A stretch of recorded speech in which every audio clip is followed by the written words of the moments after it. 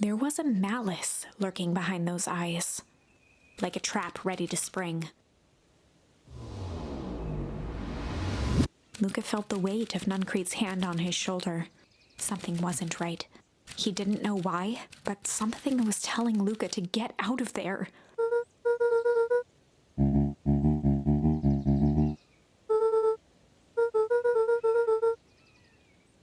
Luca twisted free of Nuncrete's grasp.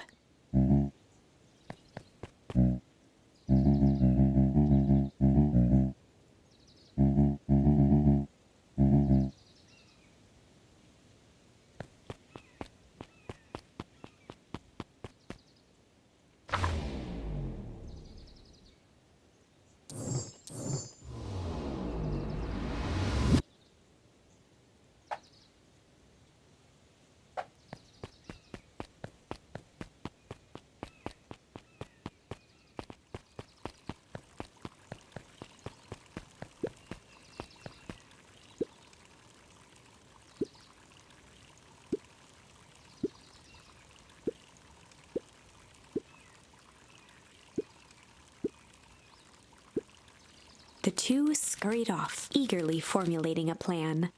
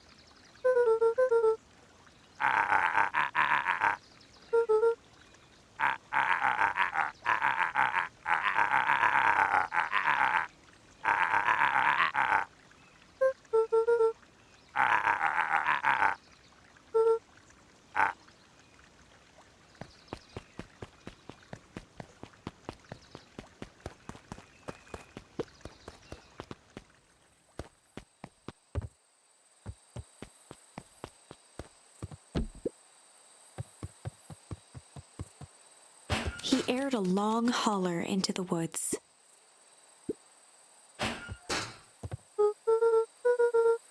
Luca felt his eyes getting heavy and plopped into the beanbag. He conceded to its lumpy embrace.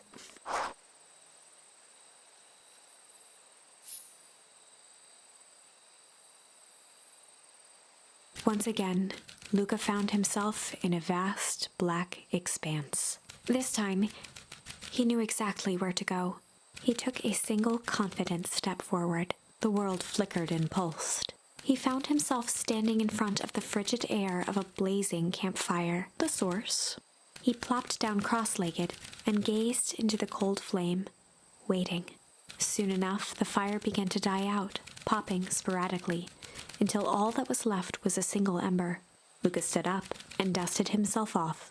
He plucked the glowing ember from the cold ash, examined it, and slid it into his pocket, a keepsake.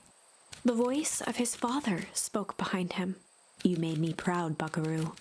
Luca turned to face him. "Dad, what is this place?" A warm grin grew across his father's face. "A place where everything that has been and everything that could be all wait together." Luca found himself staring at his father's face, trying as hard as he could to memorize every single detail. "Wait? For what?" Another voice spoke out as Luca's doppelganger stepped forward. "That's up to you." Without knowing why, Luca began to weep. Is any of this real? Are you real?" Luca's father bent down to smudge away a tear. "Of course. I'm as real as the part of you that misses me." Luca turned to look at the older version of himself. "And you?" The doppelganger choked back tears. "I'm as real as the part of you that's Does that make sense?" Through his tears, Luca laughed. "I think so." His father pulled him in for an embrace. "Time to go, Buckaroo. Luca was startled from his dream by a banging on the floor. A commanding voice rumbled from below. Just as Luca sprang to lock the entry hatch, the door knocked open. Chapter 5. Dangers Big and Small. Luca stumbled back. He heard the rope ladder creak under significant weight. Keeping his eyes fixed on the hatch, he inched backward to the balcony. As his hand grasped the door handle, Luca froze. A large figure clumsily wriggled up through the hole.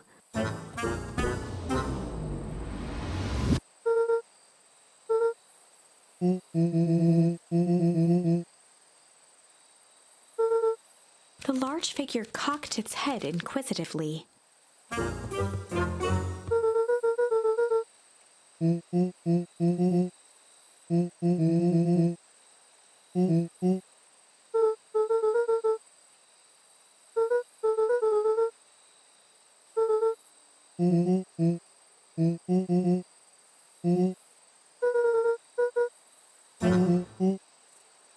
Luca's jaw dropped. He peered more closely at the man standing in front of him. Something about him was undeniably Rollo, only bigger, older, changed.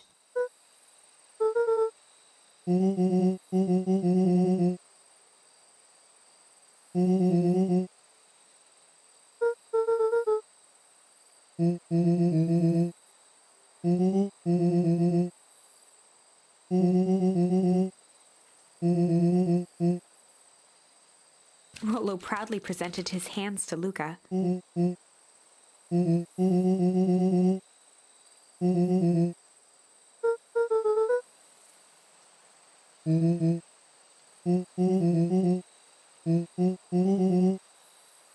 Luca moved to the side and pointed Rollo to his reflection in the balcony window.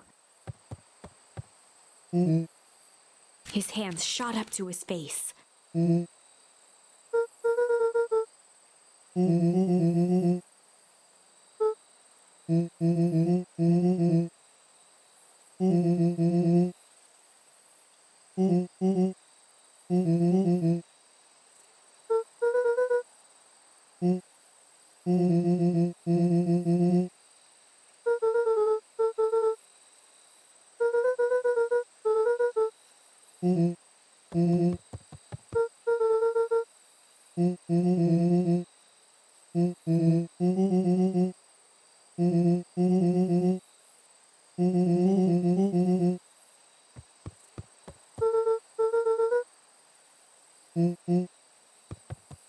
Rollo shadowboxed a few jabs. With a yelp, Rollo dove behind Luca.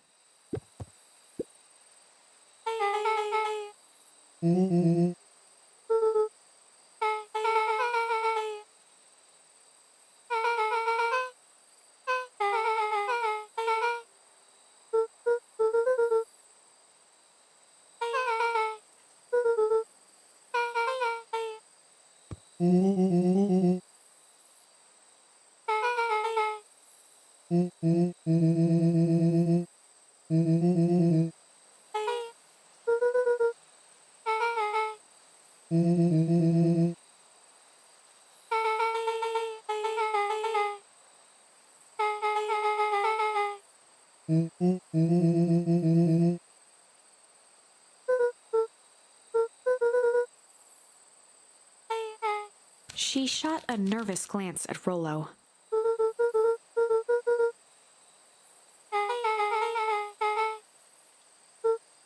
Beck's eyes narrowed.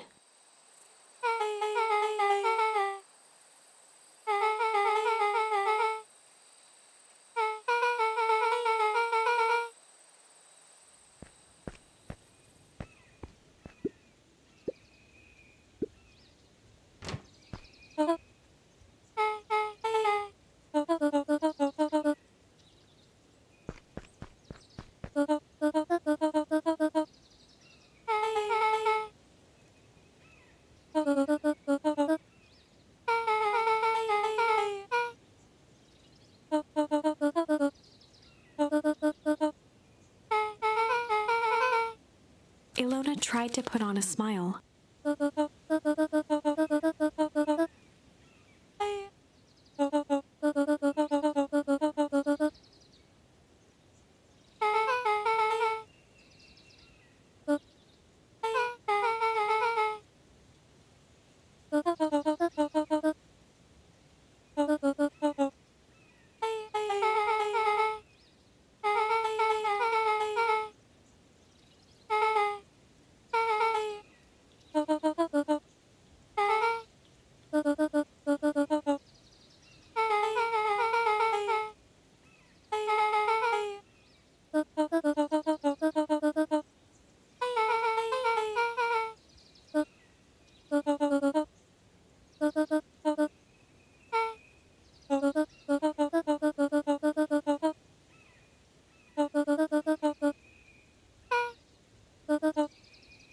She sighed, and after a moment looked down at Beck sympathetically.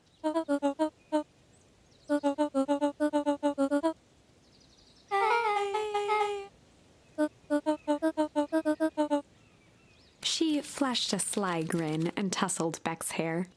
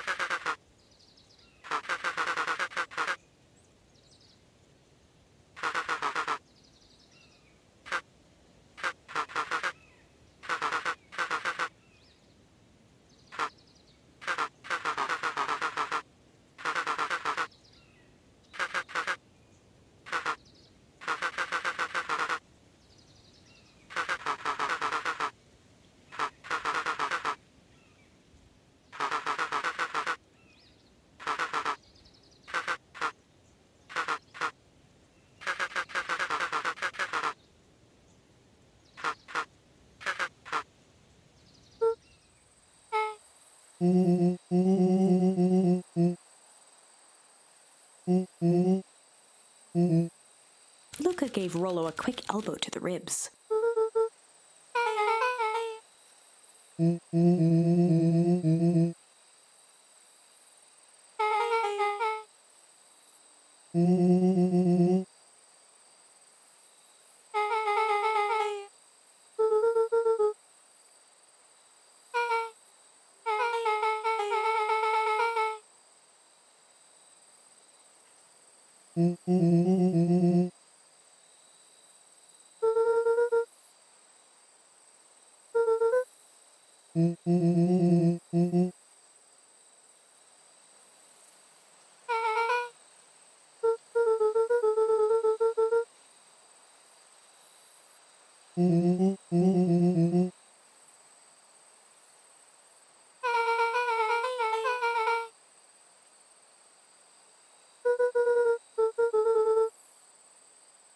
Beck flicked a large sheet of paper out of her pocket and slammed it on the floor.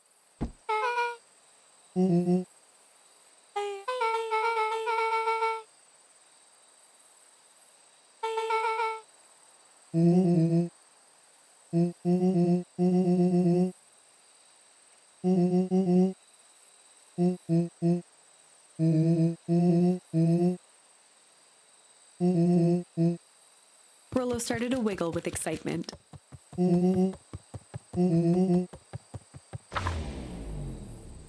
Chapter 6. The Heist. They spent the night's end huddled around that small map, formulating a plan to infiltrate the headquarters of Perennial Harvest. It would be no small feat, a modern facility equipped with all manner of technology, not to mention the swarm of clipboards that would most certainly be scattered throughout. By the time the sun began to peek through the car window used as a makeshift balcony door, all were in agreement. This could just work. The final day before the festival would be used to prepare. They'd need to pool every resource at their disposal, pull every favor with a thread. Even enlist some unsavory characters around town with important tasks only they were suited for. Luckily, there was enough ill will and mistrust toward Perennial Harvest that alliances could be found at a bargain. Luca, Beck, and Rollo rubbed their eyes as they exited the treehouse. They hadn't slept at all that night. There was no time. The festival was to begin in one day, and they each had their assignments.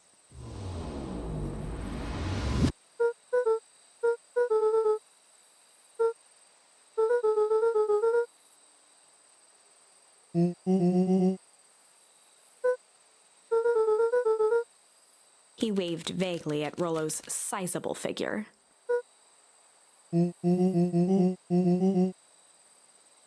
Beck snorted an involuntary giggle.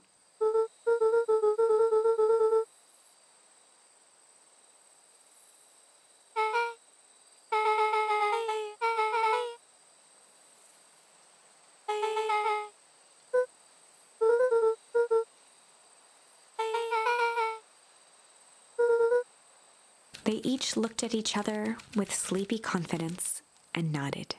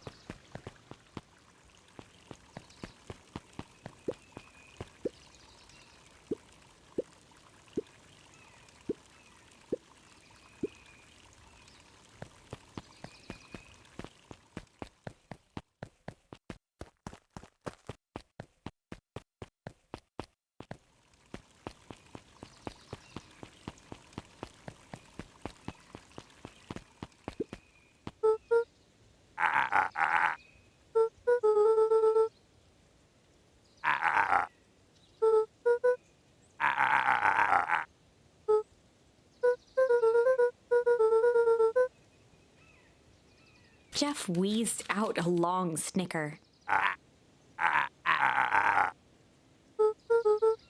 The joy in Jeff's face drained instantly.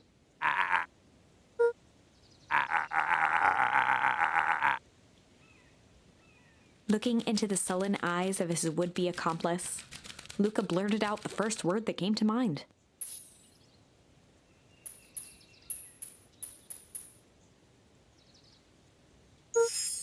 Jeff's brow perked up. Sensing some traction, Luca carried on with vigor.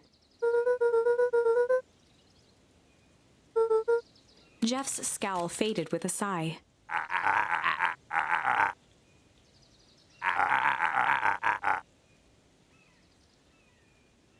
One good stomp of the foot was all Jeff needed to drive his point home.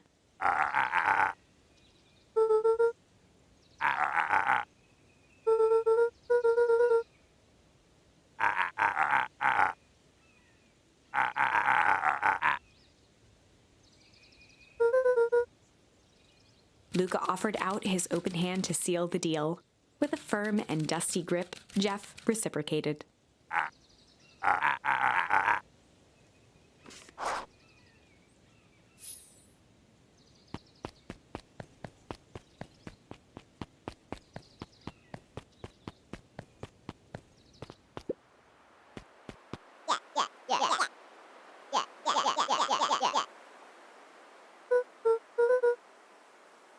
Iggy raised an eyebrow suspiciously.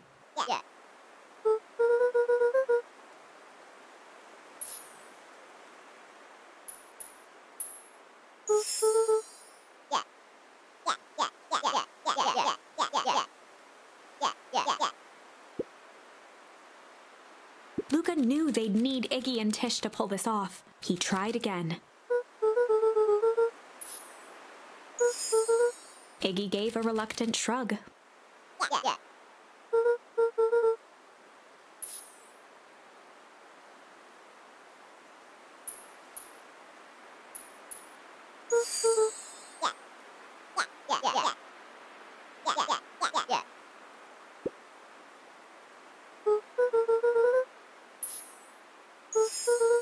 Iggy gave a reluctant shrug.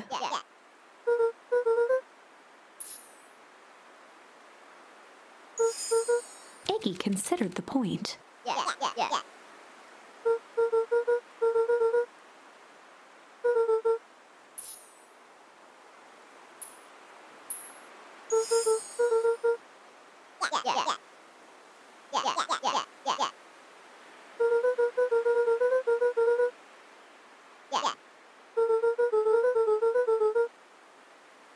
A wild-eyed grin spread across Iggy's face.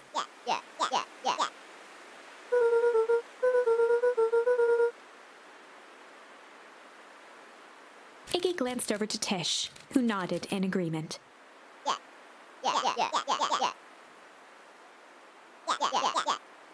With a quick nod, Luca was off.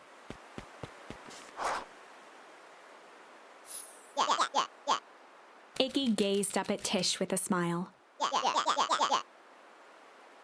A single tear ran down Tish's cheek.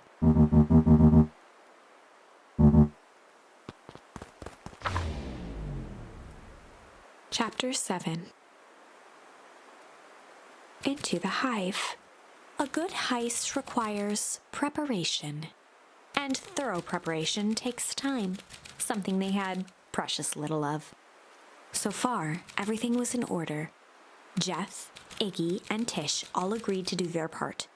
Beck radioed Luca that night with a simple and covert message. "We're locked and loaded on my end." And Rollo, after a lengthy confession, managed to persuade Roxy and Fitz to help. He stowed away in mission control for the night to avoid attracting attention. Rollo, being uniquely suited for the role, would be the first to breach perennial harvest. The outfit provided by Jeff wasn't perfect, but a convincing disguise is 10% wardrobe, 90% confidence. Rollo took a few vigorous breaths and shook out his arms.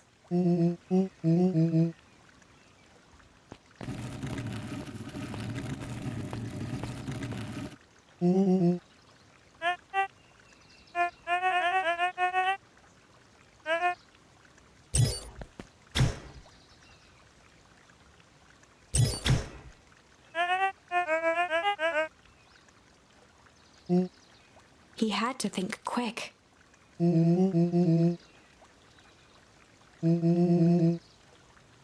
Rollo sighed, adjusting his tool belt.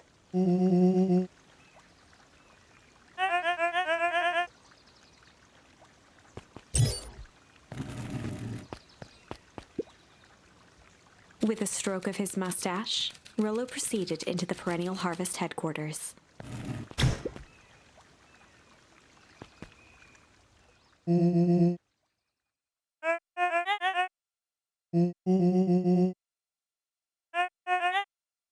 He stammered and flipped through the pages of his clipboard.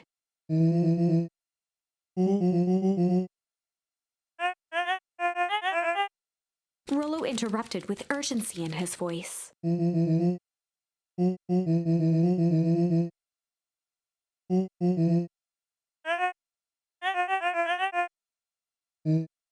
Rollo panicked.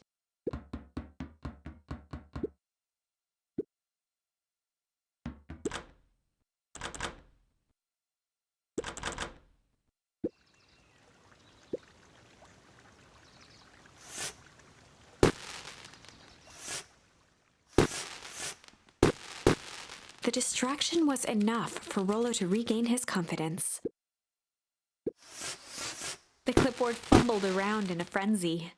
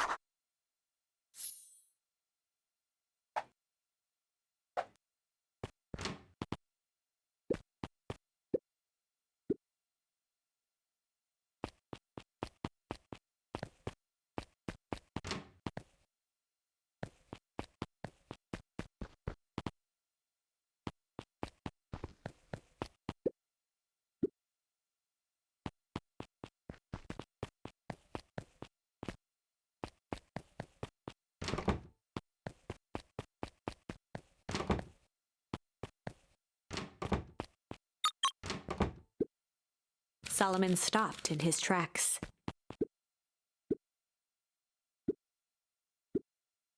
A veneer of confusion flashed across Solomon's face.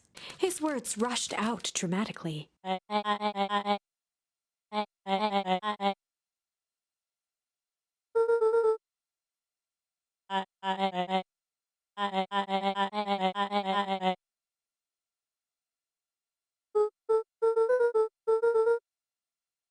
Solomon's facade briefly faltered.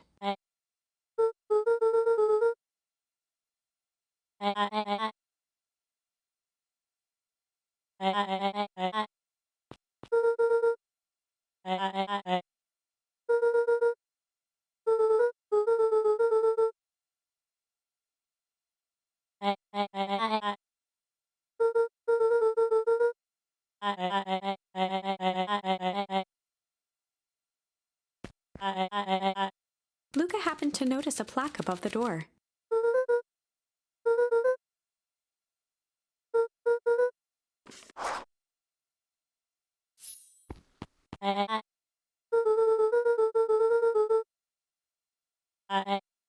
Luca tried the handle.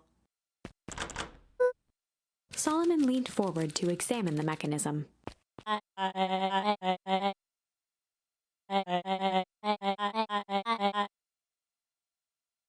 Luca smiled and looked at his watch.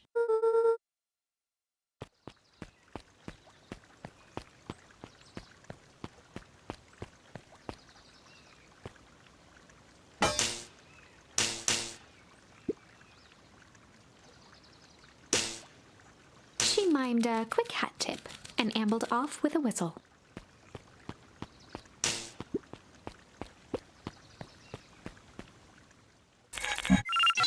The light on the keypad changed from red to green.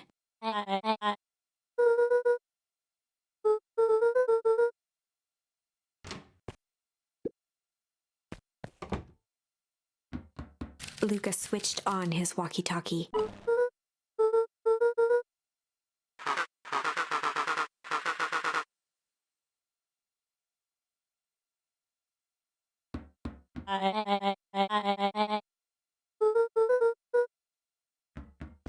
On the computer screen, a green cursor blinked in a password field. Luca pecked out his best guess: underground secrets. The screen blinked to life. Columns of green numbers glowed on a black background.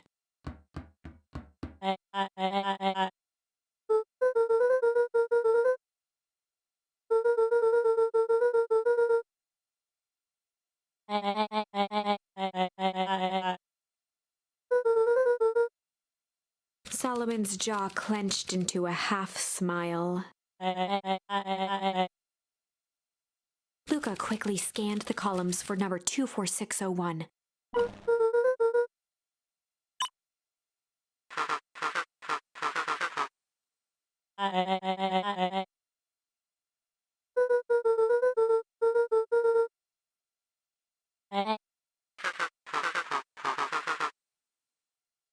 Once again, Luca scrutinized the numbers on the screen.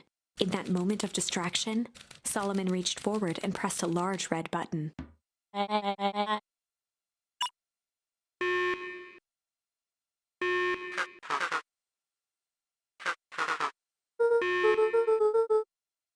He quickly skimmed the screen with his finger.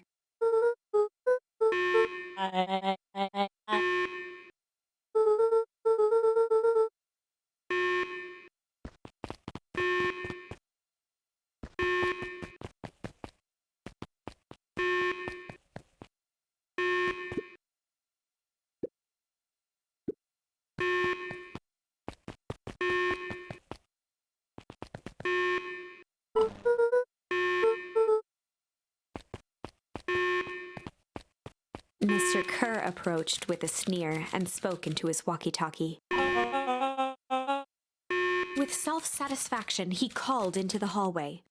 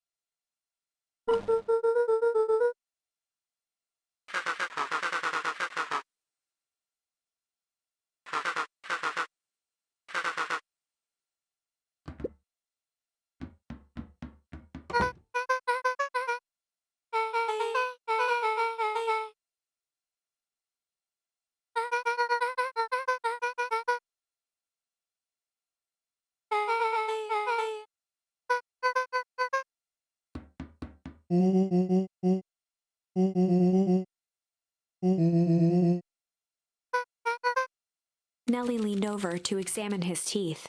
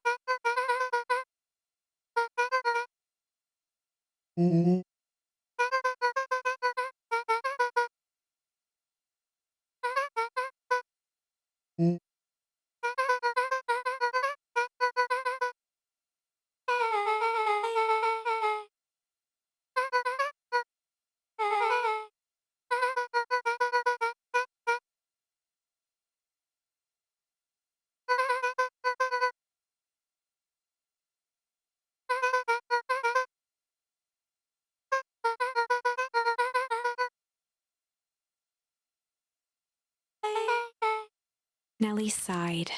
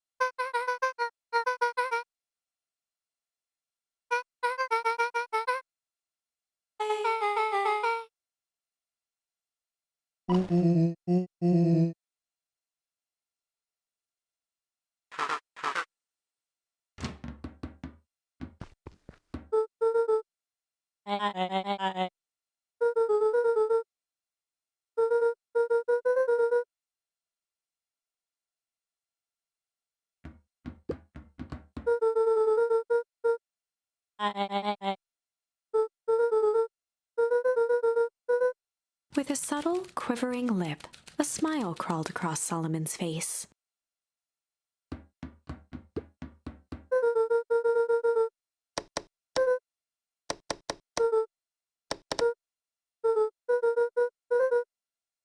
Solomon muttered inaudibly.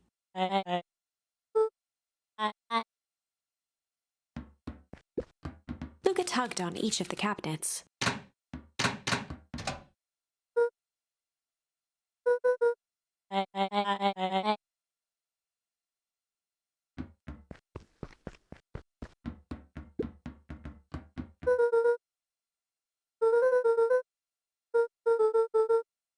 Solomon once again muttered under his breath.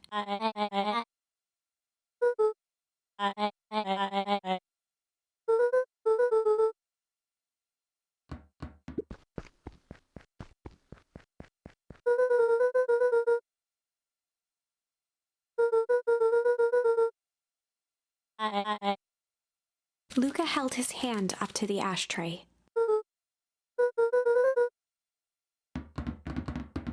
They heard the trampling of frantic footsteps from the hallway.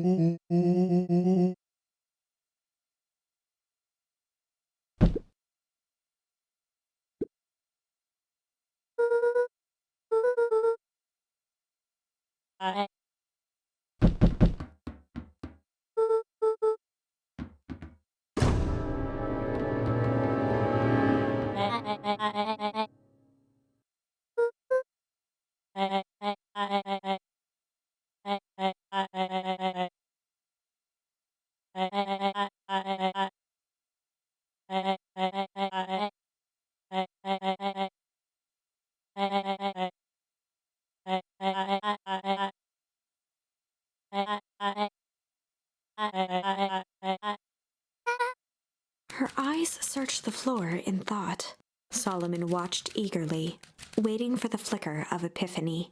With a sickened look, she peered into his soul.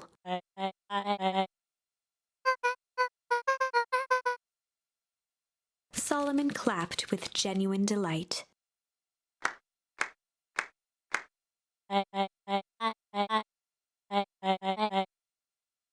Solomon glanced down, examining his youthful form.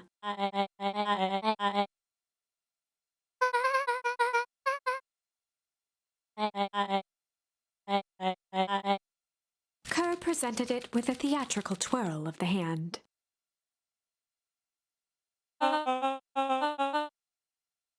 Before he could finish, Rollo snatched the vial from Kerr's palm.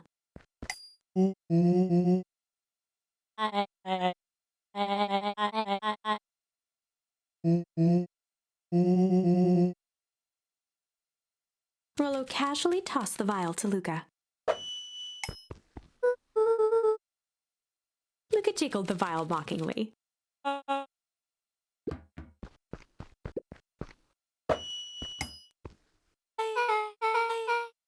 She held it tightly behind her back.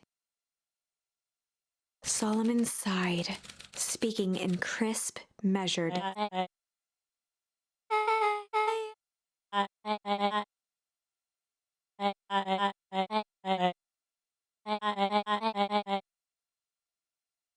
He pursed his lips with feigned sincerity.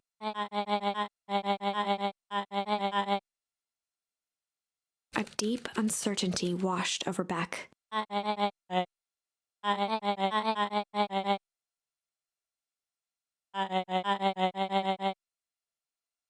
She looked to Nellie shakily. With a dispirited nod, Nellie sighed in defeat. Beck slowly approached Solomon.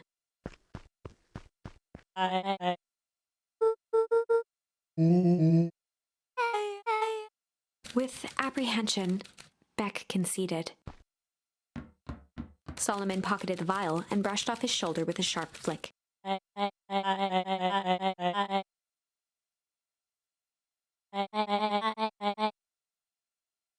The blood drained from Kerr's face.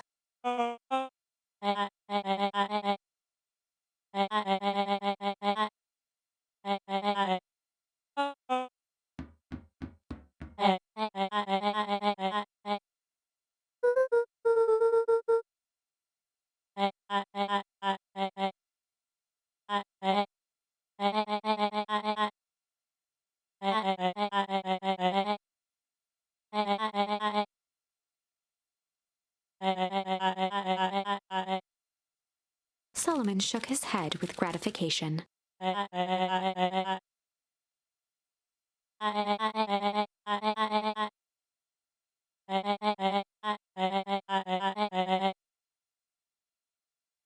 A muffled applause resonated faintly through the walls.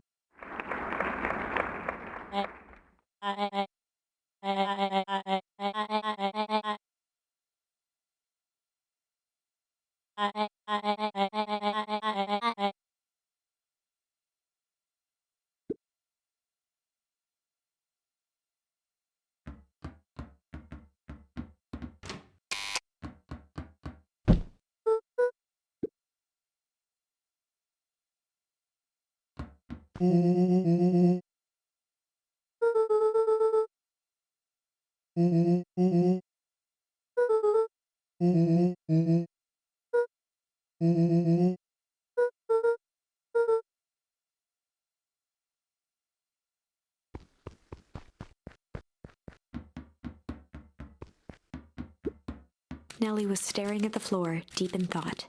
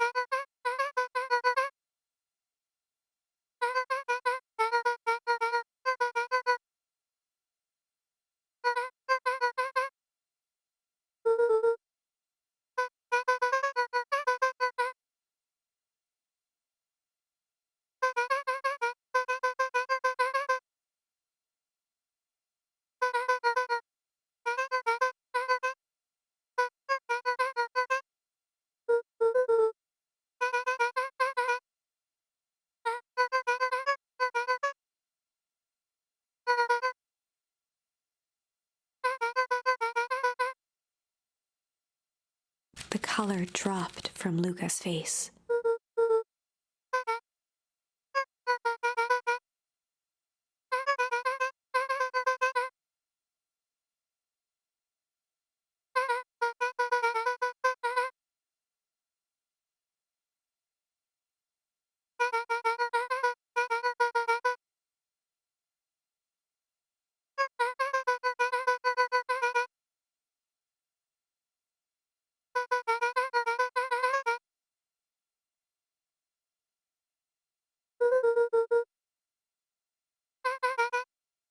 Luca was overwhelmed with emotion.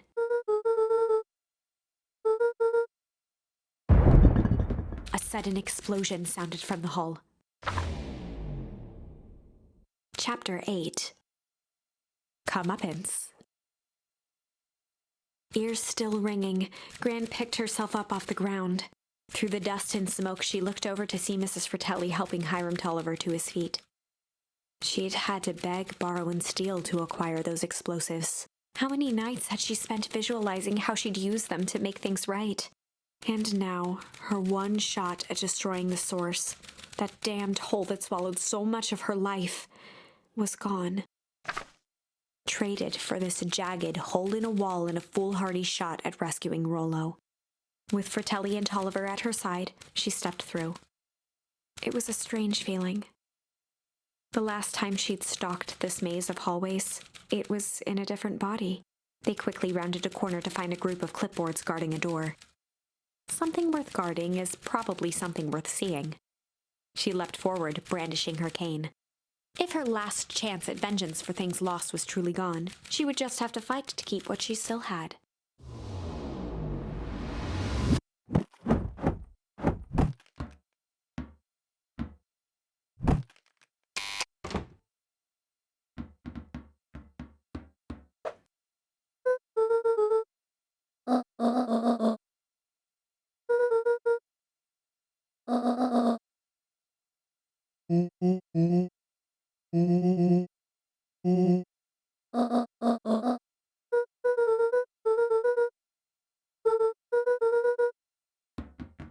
They made their way out from deep within Perennial Harvest, just as Solomon finished up his speech.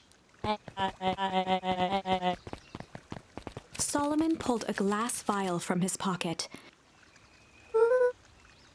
In one smooth motion, he downed its contents. A triumphant smile grew across Solomon's lips.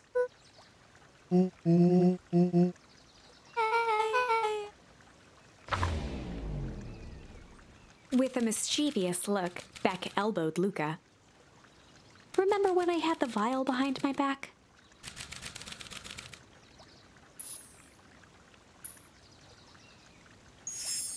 I might have tweaked his wonder potion with a little change.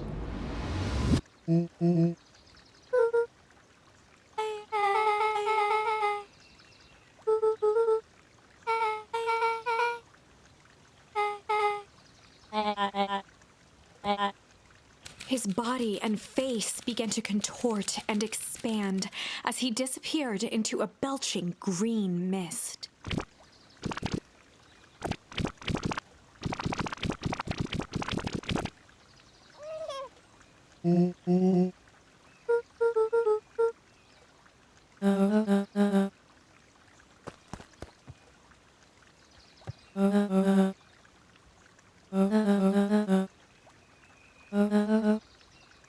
Eris awkwardly cradled the squirming child. She looked to her brother, her voice shaking with uncertainty.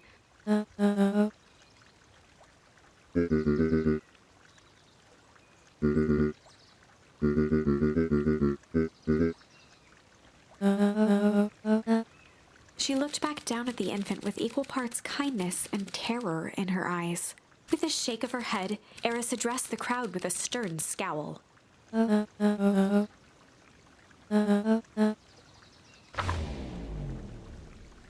Epilogue.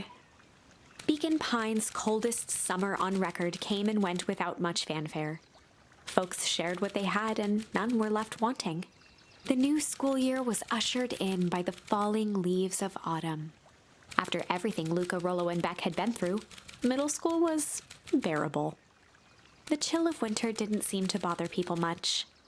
They kindled a hope for a better future in their hearts. When spring arrived, farmers planted their crops with a sense of joy and optimism. And as the dawn of the first day of summer came again, its light slowly spread through the shallow valley. It crept over the town square, across the river, past the neglected welcome sign, and came to rest on a young boy sleeping at dawn, his mind at peace, knowing he is here for a reason.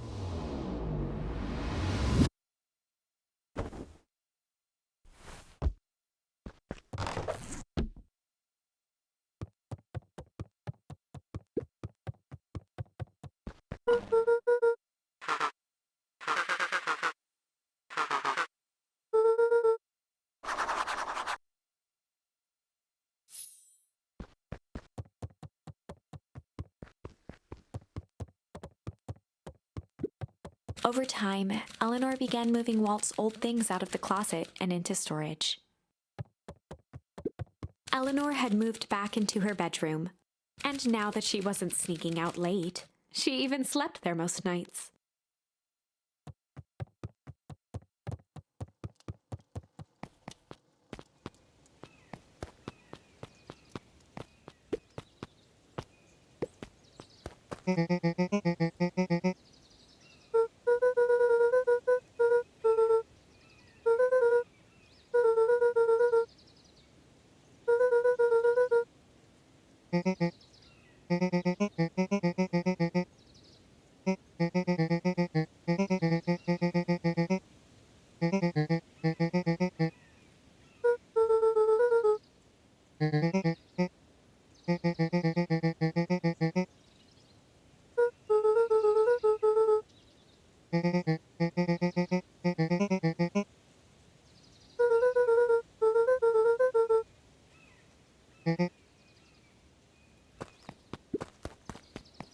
For a town that saw few visitors, the welcome was perhaps more grand than necessary.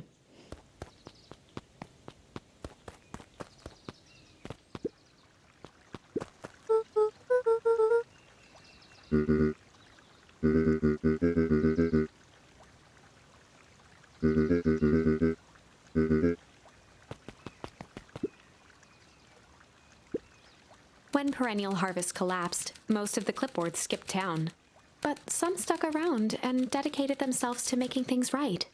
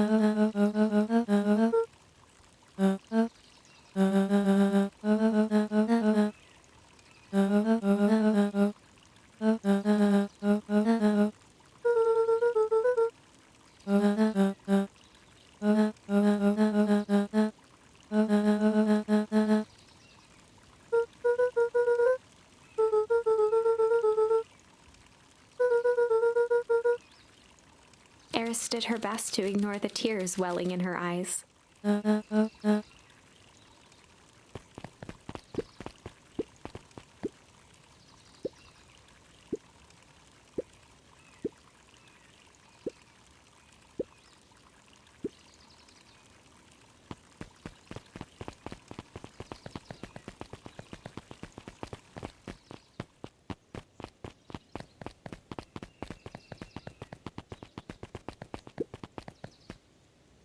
With Perennial Harvest gone, the transportation tubes were left unused.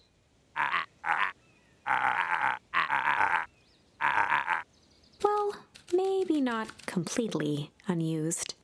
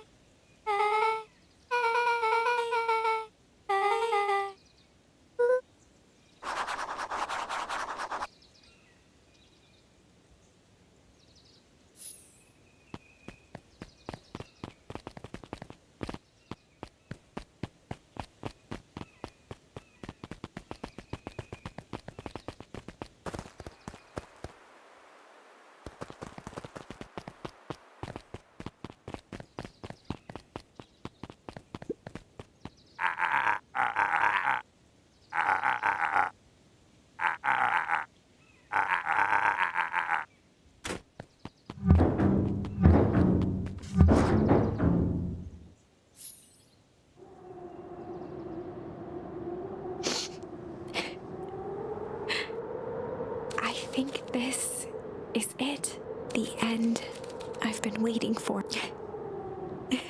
Honestly, I began to lose hope of ever finding it. But then you came along. I don't know exactly how to thank you. It's hard to explain how much this means to me. It's funny, now that our time together is finally ending. I'm at a loss for words. Let's just watch the end together.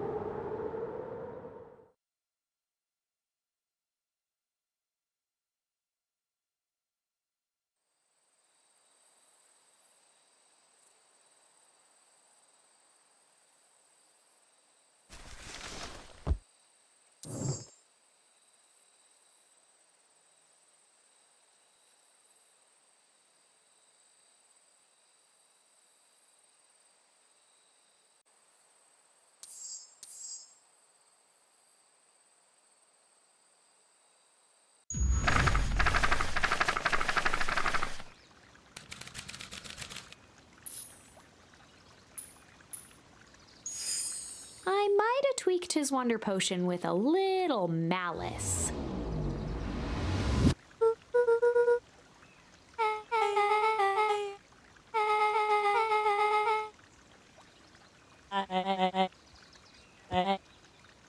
His body and face began to contort and expand as he disappeared into a belching green mist.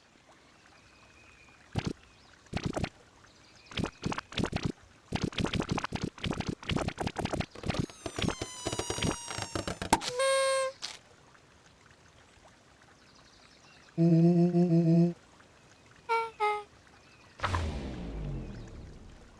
crowd gazed in stunned silence at the now empty stage.